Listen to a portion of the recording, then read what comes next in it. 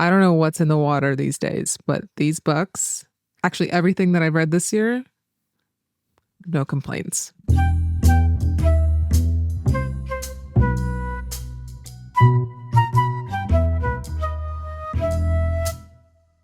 Hi, detectives. Welcome back. I feel like this is my first proper YouTube video because I started with the booktube newbie tag, which was just kind of like a test video, I guess. And then the last one I posted was more of a video essay deep dive sort of thing. This one, I'm actually talking about books that I love and that I've read.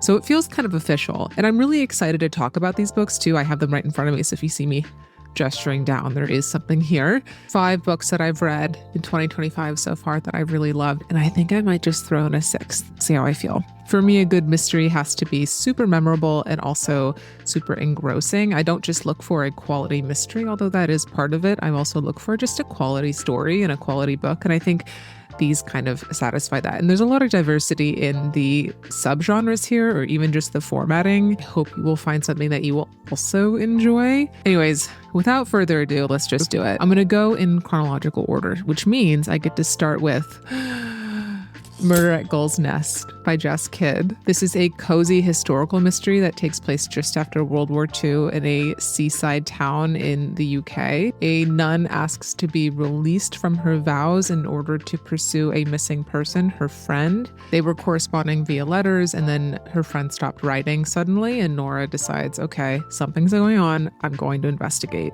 There's a lot of reasons why this book really spoke to me. I think with cozy mysteries, there is a tendency for them to feel contrived, cliche, one-dimensional. And I don't mean that as like necessarily a negative thing. I think there is a time and place to read those kinds of books and they can be really comforting. But there's also an opportunity, I think, with this genre to make it even deeper and more engrossing and more, I don't want to say spiritual, but just something that hits a little bit closer to home. And I think having Nora be this ex-nun and leaving the convent in order to pursue this investigation is such a strong, like, gripping hook. You follow her over the course of the story as she kind of realizes the consequences of that decision, both in realizing that there is this big open world outside of the convent that is kind of gritty and dark, and also realizing that there's a lot of joys that she never experienced before, that she didn't expect to find outside of her life as a nun. The prose in this is excellent. I just felt deeply, deeply in love with Jess Kidd's writing. This is my first book by her. And the story is just beautiful. The mystery, I kind of wanted like an extra little twist in the end, but I will survive because the rest of it is such a strong book. This was such a comfort to read. The next book I have is actually a collection of short stories and not a novel. It is Little Mysteries by Sarah Gran. These are 9 miniature puzzles to confuse, enthrall, and delight. And boy, did they confuse, enthrall, and delight. I have a lot of respect for the mystery short story. Having written them myself, I know how difficult they could be. And I also have read enough of them to know that they are such a crucial part of this genre. I mean, even just looking at the classic writers of the genre, you can go back in time and see what they were writing. It wasn't just novels, it was a lot of short fiction. Reading this felt like a continuation of that tradition, but also adding like her own little twist on it, because they're not just straight short stories. There's quite a variety here. The very first thing in it, which I can't show you because I've already done it, is a fortune teller. She calls it a tool of spiritual divination. I cut it out of the book and I did it myself. Let's make a tool of psychospiritual divination. Open it to page 1. Here's our tool. And then it's like, you fold it like origami fortune teller. It's a really fun little participatory thing, and it kind of sets the tone for the rest of the book. There's also shorter mysteries, like a 5-minute mystery, a couple 1-minute mysteries. There's one where there's like a dual timeline thing going on. So you're reading one column, and then you have to go through and read the second column. That's how I did it. I tried to read them both at the same time, and that did not work out. There's also a choose your own adventure, which I read straight through, although you definitely could choose your own adventure with it. And at the very end, there's even I would call it a novella. There's like a longer mystery. What I really loved about this was that it played with the genre in a way that I didn't expect. It's discussing not only mysteries in terms of like murder mysteries and crime, but also the mystery of life and kind of the broader expanse of how we find out more about ourselves by an investigation. My favorite character in this was the Nancy Drew knockoff, Cynthia Silverton, who's this like teen sleuth doing a lot of Nancy Drew things in her small town, solving small crimes and catching smaller criminals. But then one of the stories kind of forces her to look at herself more as a person and not,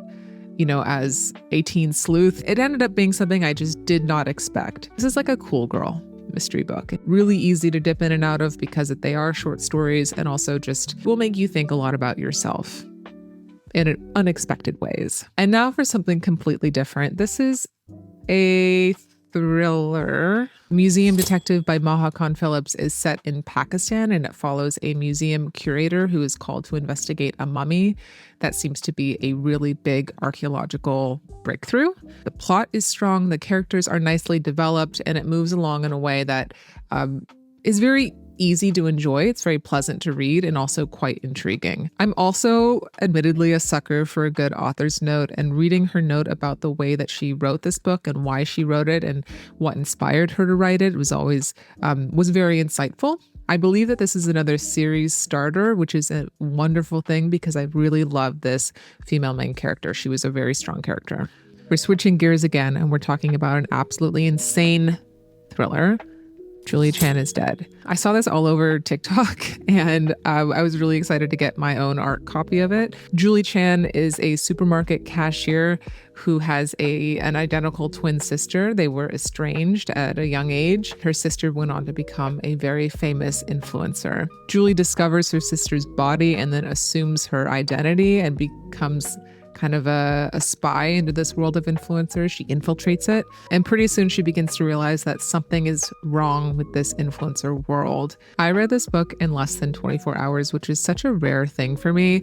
I just felt like it's one of those thrillers that seems to be headed towards a dead end, and then every time you reach that dead end, it takes a sharp left turn that you didn't even realize was possible. I will say it gets crazy in a way that is not grounded in reality. There's a lot of thrillers out there that still kind of remain realistic, and this is not one of them. I felt almost like a lobster in a pot of water that was boiling so slowly I didn't even realize what was going on until it was too late. Like, it was so convincing with the way that it progresses that by the time you get to the ending, you're like, yeah, of course that happens. The fact that this is a debut is absolutely incredible. I will say it also just feels very fresh and new, like it was written yesterday. I think it's really difficult to write about online culture and influencers in a way that's very believable, and she did an excellent job doing that. Now we're going back in time again, this time to the 1920s with Glitter in the Dark. This is another debut, and it's a queer historical noir set during the Roaring 20s, and it follows an ambitious advice columnist as she investigates the disappearance of a torch singer. This really sold me on its setting. I think the 1920s could be something that could be represented in a way that doesn't feel authentic. It feels kind of kitschy, and this felt gritty and real and also glittery. There's speakeasies, showgirls, jazz, gin. It's really beautifully presented, and I don't like to say this too often because this feels kind of trite, but I really did feel like I was there. This is another series starter, which I think makes it the third one on this list, and I can't wait to see more from this author, Alessia Luisna. I will do the bonus book. Who am I kidding? It's a graphic novel. I saw this at Vroman's in Pasadena and had to get it. It's the graphic novel adaptation of Murder on the Orient Express by Agatha Christie. It was adapted and illustrated by Bob Al Green. Can you hear that? It's very floppy, very heavy. Obviously full color. I don't know if I should include this or not, simply because it's a graphic novel adaptation of a book that I read a long time ago, but that's why it's a bonus. Essentially, it's a pretty faithful adaptation of the book. And what I really loved about this was that it didn't try to do anything too ambitious with the plot. It really let Agatha Christie's original plot shine while also adding this lovely little visual element through the illustrations. And they are really beautiful illustrations. I felt like the setting was represented in a way that felt familiar, but also just a little bit new. Poirot in this has an absolutely phenomenal mustache. It's the kind that might connect to the sideburns. I can't really tell. It's huge. And I think he was represented in a way that is also very faithful to the Poirot of the books. He's respectful and kind, but also very clever and inquisitive. It just felt like this was Poirot, which I can't say the same about other adaptations of her books. The use of color in this is also really phenomenal. Murder on the Orient Express is one of those Christies that has a pretty monochromatic color palette. It's, set on a train in the middle of a snowstorm, so there's a lot of blues and whites and shadows and not very many opportunities to add color. Bob Al Green uses this like golden yellow as an accent color throughout, especially for scenes that have like a big clue or a big reveal. And I just thought it was a beautiful use of color to accentuate the story. Here's an example of the yellow. It's gorgeous. As somebody who has read the book and seen the adaptations, multiple of them, I think all of them, I still found something to enjoy here. It felt new and fresh and fun. This would make a really great gift for the Christie lover in your life or yourself.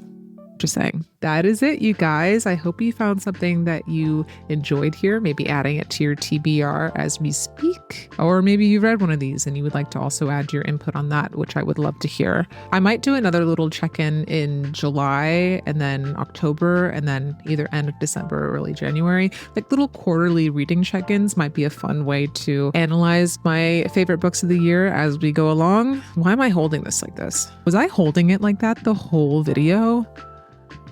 Well, life could be worse, but I'm still getting used to this. You'll have to forgive me. That's it for me, you guys. Happy detecting and take care.